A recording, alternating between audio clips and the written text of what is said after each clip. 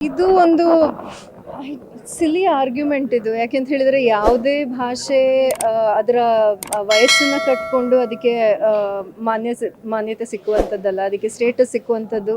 ಇದು ಹಳೇದು, ಇದು ಹೊಸದು ಅಂತ ಹೇಳುವ ಚರ್ಚೆಯಲ್ಲಿ ಏನೂ ಅರ್ಥ ಇಲ್ಲ. ಎಲ್ಲ ಭಾಷೆಗಳು, ನಮ್ಮ ಕನ್ನಡ ಆಗಲಿ, ತಮಿಳಾಗಲಿ, ಇಂಗ್ಲೀಷ್, ಹಿಂದಿ, ಯಾವುದೇ ಎಲ್ಲ ಭಾಷೆಗಳು ಒಂದೇ. ಎಲ್ಲ ಭಾಷೆಗಳು ಮುಖ್ಯ. ಎಲ್ಲ ಭಾಷೆಗಳು ಅವೇ ಆದ ಒಂದೊಂದು ಸ್ಟೇಟಸ್ಗಳಿರುತ್ತವೆ. ಇದು ಒಂಥರ ಅನ್ನೆಸೆಸರಿ ಆರ್ಗ್ಯುಮೆಂಟ್ ಅಷ್ಟೇ. ಅದು ಬೇಡದ. ಕಮಲ್ ಹಾಸನ್ ಅವರ ಹೇಳಿಕೆಯನ್ನ ನೀವು ಯಾವ ತರ ನೋಡ್ತೀರಾ ಅಂತ? ಲೈಕ್ ಎಲ್ಲ ಭಾಷೆಯನ್ನು ನೀವು ಪ್ರೀತಿ ಮಾಡೋ ಅಲ್ಲ, ಅದೇ ಅದು ಈಗ ಅವರು ಯಾವ ಒಂದು ಸಂದರ್ಭದಲ್ಲಿ ಹೇಳಿದ್ರು ಅಂತ ಹೇಳೋದು ನನಗಷ್ಟು ಗೊತ್ತಿಲ್ಲ. ನಾನು ಹೇಳಿದಾಗ ಒಂದು 10 ದಿನದಿಂದ ಪೇಪರ್ ಓದಲಿಲ್ಲ, ಮೀಡಿಯಾ ಯಾವುದು ನೋಡೋಕ್ಕಾಗಲಿಲ್ಲ. ಆದರೆ ಒಂದು ಭಾಷೆಯ ಒಂದು ಏಜ್ನ ಹಿಡ್ಕೊಂಡು ಅದನ್ನು ಈಗ ಹಳೆಯ ಇನ್ನೂ 3000 ವರ್ಷ ಹಳೆಯದು, 2000 ವರ್ಷ ಹಳೆಯ ಒಂದು ಭಾಷೆ ಆದರೆ ಅದಕ್ಕೆ ಅದರ ಬೆಲೆ ಜಾಸ್ತಿ, ಅದಕ್ಕೆ ಸ್ಟೇಟಸ್ ಜಾಸ್ತಿ. ಅಥವಾ ಈಗ 500 ವರ್ಷದ ಭಾಷೆ ಆದರೆ ಅದಕ್ಕೆ ಅಷ್ಟೊಂದು ಬೆಲೆ ಇಲ್ಲ ಅಂತ ಹೇಳೋದು ತಪ್ಪು. ಯಾಕೆಂದರೆ ಅವರವರ ಭಾಷೆ ಅವರವರಿಗೆ ಮುಖ್ಯವೇ. ನಾನು ಕನ್ನಡತಿ, ನನಗೆ ಕನ್ನಡ ಮುಖ್ಯ. ಈಗ ಅವರಿಗೆ ತಮಿಳ್ ಮುಖ್ಯ ಇರ್ಬೋದು, ಅಥವಾ ಇನ್ನೊಬ್ಬರಿಗೆ ತುಳು ಇರ್ಬೋದು, ಕೊಡವ ಇರ್ಬೋದು, ಯಾವುದೇ ಭಾಷೆಯ ಇದಿರ್ಬೋದು. ಇದೊಂದು ಒಂಥರ ಅನ್ನೆಸೆಸರಿ ಚರ್ಚೆಗಳು ಅಂತ ನನ್ನ ಇದೆ.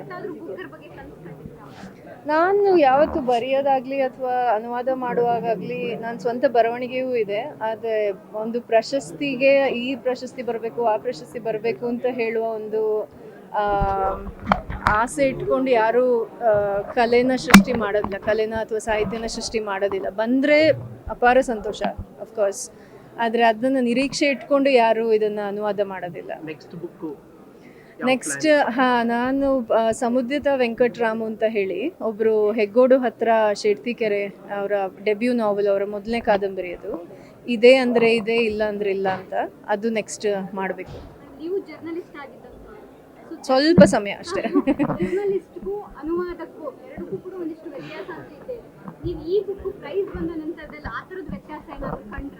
ಈಗ ಬರವಣಿಗೆ ಅಂತ ಹೇಳೋದು ಒಂದೇ. ಈಗ ನಾನು ನನ್ನ ಸ್ವಂತ ಬರವಣಿಗೆನೂ ಮಾಡ್ತೇನೆ, ಈಗ ಅನುವಾದ ಮಾಡ್ತೇನೆ, ಜರ್ನಲಿಸಮ್ ಅಪರೂಪಕ್ಕೆ ಮಾಡ್ತೇನೆ.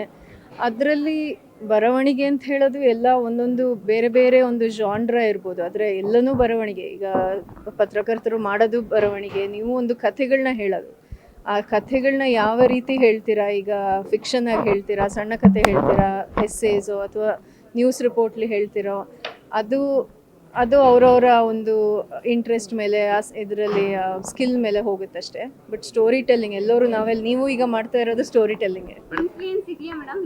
ಏನು ಅಲ್ಲ, ಅದು ಬಂದೇ ಬರುತ್ತೆ. ಈಗ ಅದೇ ನಾನು ಹೇಳಿದಾಗೆ ಕಥೆಗಳನ್ನೇ ಹೇಳೋದು, ಕಥೆಗಳನ್ನ ಒಬ್ಬರಿಂದ, ನಮ್ಮ ಒಳಗಿರುವ ಕಥೆಗಳನ್ನ ಅಥವಾ ನಮ್ಮ ಸಮಾಜದಲ್ಲಿರುವ ಕಥೆಗಳನ್ನ ಮುಂದೆ ಬೇರೆಯವರಿಗೆ ತಿಳಿಸೋದು, ಬೇರೆ ಬೇರೆ ರೀತಿಲಿ ಮಾಡುವ ಒಂದೊಂದು ಕಾರ್ಯಗಳಷ್ಟೇ ಅದು. ಮುಂದಿನ ದಿನಗಳಲ್ಲಿ ಭಾರತಕ್ಕೆ ನೊಬೆಲ್ ಬರುವಂತಹ ಭರವಸೆ ಏನಾದರೂ ಇದೆಯಾ?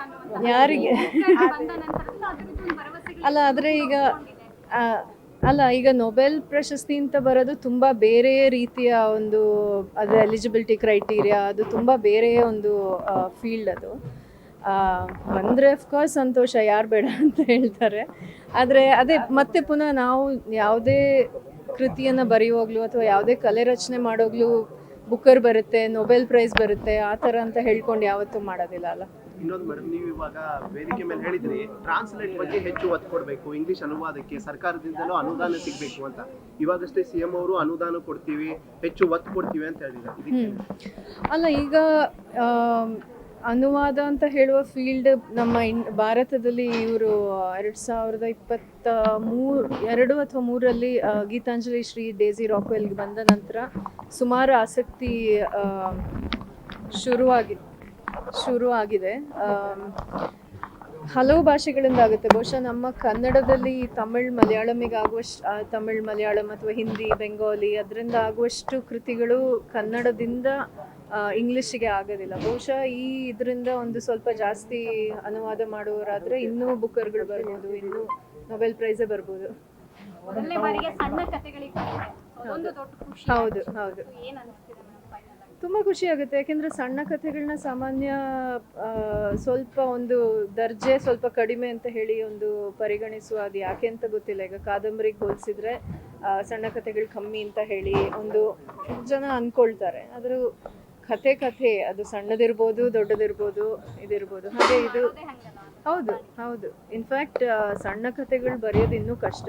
ಕಾದಂಬರಿನ ಅದರ ಒಂದು ಕ್ಯಾನ್ವಸ್ ಏನಿದೆ ಸ್ವಲ್ಪ ಜಾಸ್ತಿ ಇರುವಾಗ ಸಣ್ಣ ಕಥೆಗಳನ್ನ ಇಷ್ಟೇ ಒಂದು ಸಣ್ಣ ಒಂದು ಚೌಕಟ್ಟಲ್ಲಿ ಮಾಡಬೇಕು, ಎಲ್ಲವನ್ನು ಹೇಳಬೇಕಾಗೋದು ತುಂಬ ಕಷ್ಟದ ಕೆಲಸ ಅದು. ಏನು ಹೇಳಿ? ನಿಮ್ಮ ಸರ್ನೇಮ್ ಕುರಿತಂತೆ ಒಬ್ಬೊಬ್ರು ಒಂದೊಂದ್ ತರ ಹೇಳ್ತಾರೆ. ಅಲ್ಲ ಮಿಸ್ಯೂಸ್ ಅಂತ ಹೇಳೋದ್ಲ. ಈಗ ನಾನು ಹೊರಗಡೆ ಹೆಚ್ಚು ಕಾಣಿಸ್ಕೊಳ್ಳೋದಿಲ್ಲ, ನಾನು ಇದು ಮಾಡೋದಿಲ್ಲ. ಅದು ಬಹುಶಃ ಗೊತ್ತಿಲ್ಲದೆ ಇದ್ದು ಹೇಳ್ತಾರಷ್ಟೇ. ನನಗೇನಾಗಿತ್ತು, ಆ ಟ್ರೋಲಿಂಗ್ ಅಂತ ನಾನು ಹೇಳಲಾರೆ, ಅದರ ಬಗ್ಗೆ ಅದು ಹಿನ್ನೆಲೆ ಏನಿರ್ಬೋದು, ಅದು ಎಲ್ಲಿಂದ ಬಂದಿರ್ಬೋದು ಅಂತ ಹೇಳಿ ಸುಮಾರು ಚರ್ಚೆ ಆಗ್ತಾಯಿತ್ತು. ನನಗೇನು ಬೇಜಾರಾಗಲಿಲ್ಲ ಅಥವಾ ಕೋಪ ಏನು ಬಂದಿಲ್ಲ. ಒಂದು ತುಂಬ ಇಂಟ್ರೆಸ್ಟಿಂಗ್ ಅಂತ ಅನಿಸಿತು, ಎಲ್ಲಿಂದ ಏನೇನು ಅನಲೈಸ್ ಮಾಡ್ತಾರೆ ಅಂತ ಹೇಳೋದನ್ನ ಅಷ್ಟೇ. ಹಾಗೆ ಅದೇ ದೀಪಾ ಭಾಸ್ತಿ ಅಂತ ಎಲ್ಲರೂ ಏನೇನೋ ಹೇಳಿ ಇದು ಮಾಡಿದ್ದಾರೆ. ಹೌದು ಖಂಡಿತ. ಅದೇ ಅಲ್ಲ, ಎಲ್ಲರದ್ದು ಅಷ್ಟೇ. ಈಗ ಗೊತ್ತಿಲ್ಲ ಅಂತ ಹೇಳಿದ್ರೆ ಏನೇನೋ ಅವರೇ ಊಹನೆ ಮಾಡಿಕೊಳ್ತಾರಲ್ಲ. ನಾನು ಕನ್ನಡದೊಳೆ, ಕರ್ನಾಟಕದೊಳೆ, ಬೇರೆ ಯಾವ ಉತ್ತರ ಭಾರತದೊಳಲ್ಲ. ಹಾಗೆ ಸರ್ನೇಮ್ ಹಿಡ್ಕೊಂಡು ಬೇರೆ ಬೇರೆ ಎಲ್ಲಿಂದಲೋ ಬೇರೆ ಅಂತ ಅಂದ್ಕೊಂಡಿದ್ರು. ಹುಟ್ಟಿ ಬೆಳೆದದ್ದು ಮಡಿಕೇರಿ, ಈಗಲೂ ಇರೋದು ಮಡಿಕೇರಿಲೇ. ಹಾಗೆ ಥ್ಯಾಂಕ್ ಯು.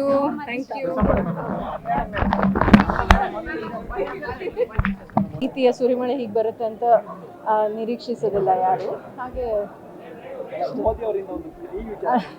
ಈ ವಿಚಾರದಲ್ಲಿ ಅಲ್ಲ, ಅದು ಚರ್ಚೆ ನಡೀತಿರುವಾಗಲೇ ಕನ್ನಡಕ್ಕೊಂದು ಭಾರತಕ್ಕೊಂದು ಬೂಕರ್ ಪ್ರಶಸ್ತಿ ಸಿಕ್ಕಿದೆ. ಇದ್ರ ಬಗ್ಗೆ ಯಾರು ಕಮೆಂಟ್ ಮಾಡಿಲ್ಲ? ಅಲ್ಲ, ಕಮೆಂಟ್ ಸತ್ಯ ಹೇಳ್ಬೇಕಾದ್ರೆ ನಾನು 10 ದಿನದಿಂದ ಒಂದೇ ಒಂದು ಪೇಪರ್ ಆಗಲಿ, ಸೋಷಿಯಲ್ ಮೀಡಿಯಾ ಆಗಲಿ, ಟ್ವೀಟ್ ಆಗಲಿ ನೋಡಲಿಲ್ಲ. ಹಾಗೆ ಅವ್ರು ಏನು ಹೇಳಿದಾರೋ ಹೇಳಲಿಲ್ವೋ ಅಂತ ನನಗೆ ಅದ್ರ ಬಗ್ಗೆ ಗೊತ್ತಿಲ್ಲ. ಇನ್ನೊಂದು ವಿಚಾರ, ಲೇಟೆಸ್ಟ್ ಹಾಗೂ ಇಂಟ್ರೆಸ್ಟಿಂಗ್ ಸುದ್ದಿಗಳಿಗಾಗಿ ಬಾಸ್ ಟಿವಿ ಕನ್ನಡ ಚಾನೆಲ್ನ ಸಬ್ಸ್ಕ್ರೈಬ್ ಮಾಡಿ. ಹಾಗೆಯೇ ಬೆಲ್ ಐಕಾನ್ ಪ್ರೆಸ್ ಮಾಡಿ. ಇದರ ಜೊತೆಗೆ ಫೇಸ್ಬುಕ್, ಇನ್ಸ್ಟಾಗ್ರಾಮ್, ಎಕ್ಸ್ನಲ್ಲೂ ಮಿಸ್ ಮಾಡದೆ ಫಾಲೋ ಮಾಡಿ.